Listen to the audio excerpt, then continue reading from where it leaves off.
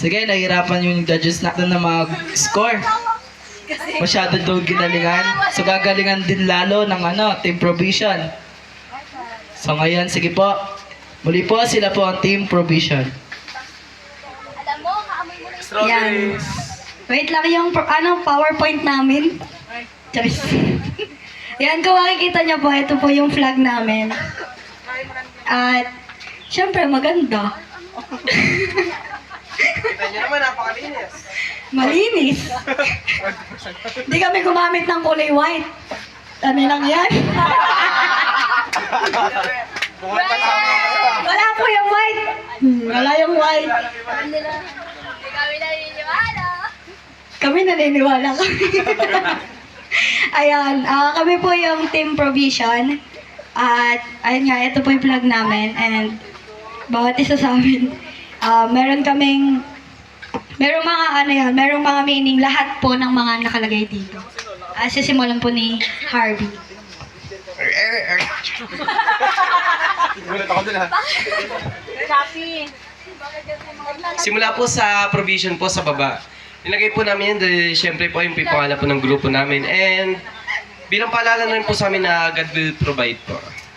And yun po. Kung saan man po tayong lugar mapadpad, kahit di po natin alam yung mangyayari, nandun na po si Lord para ihanda po yung lugar na yun o tayo. Para sa atin. Wow.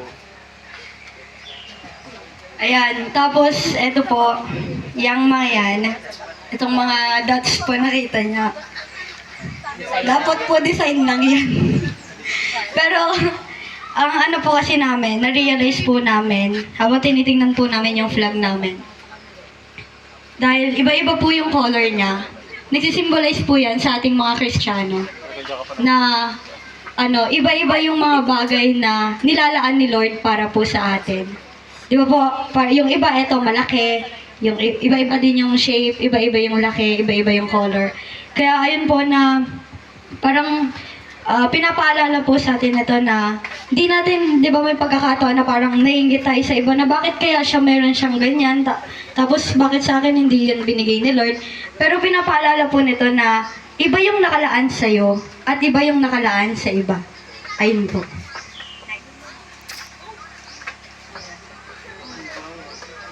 Yung yung sa may fire, ito po yung parang nagsisimbolo sa faith na. Kala ko strawberry.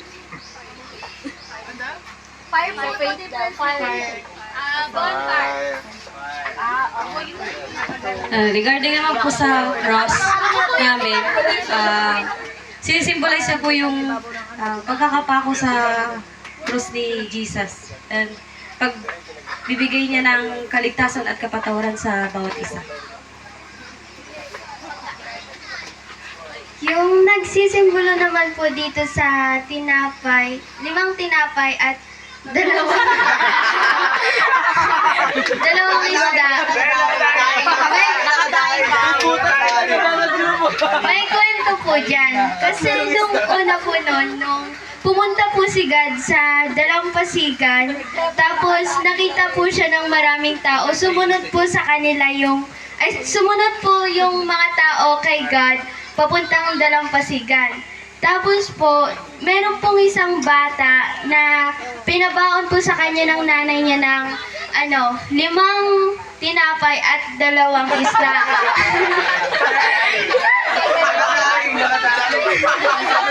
Daing yung isa, daing. Tapos po, yung bata po na yon, inoffering niya po doon kay God yung 5 tinapay, 2 isda. Tapos po, nung inoffering nga po niya, pinag-pray po ni God yung 5 tinapay at 2 isda. Tapos po, nung binasbasan po yun ni God, parang dumami po yung dumami po yung mga tinapay at isda. Tapos po, pinakain po ni God yung mga sumunod po sa kanya, yung mga libong-libong tao. 5,000. Tapos po, kaya ito po yung mga yung ganyan. Mga tao po yan. Ayan po yung mga libong-libong 5,000 tao. Hindi lang po kasya yung 5,000. Tapos, parang nagpapaalala din po dyan na huwag po tayo magdalawang isip na ibigay po natin lahat kay God. Ay naku, huwag ka po tayo magdalawang isip. Kasi po, pag binigay natin kay God, yung isang bagay o lahat tayo, mas lalo pong dadami yung blessings natin. At kung gusto nyo po malaman yung buong kwento, basahin nyo lang po yung sa Mateo 14, verse 2. Ay, Mateo 14 to 15. Ay lang po. Ay, nakadaing na. Patapos. Di ba po tapos? Di pa tapos? May ano ba? Ito po yung pinakamalagang part para sa amin. Bible na bro. Ito po Bible na bro. Antik yan. Ano po yan? Bible po yan. So bakit po Bible yung sinenter namin? Kasi alam naman po natin na sa Bible po, dun po nakalaad lahat ng pangako ng Diyos and dun po nagmumula yung karunungan natin.